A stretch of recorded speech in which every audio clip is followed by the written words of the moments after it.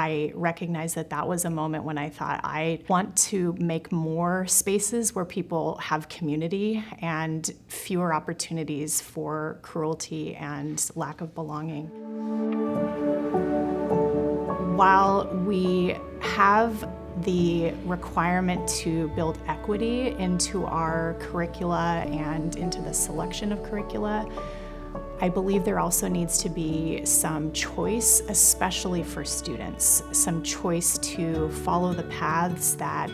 resonate with their passions and to be creators of products that matter and can find an authentic audience. As a high school teacher, every day I'm trying to build spaces where students feel safe, where they're able to take risks with each other's support, where they have mentors within the classroom among their peers and not just among adults, and where they have a lot of choice in the projects that they're creating themselves.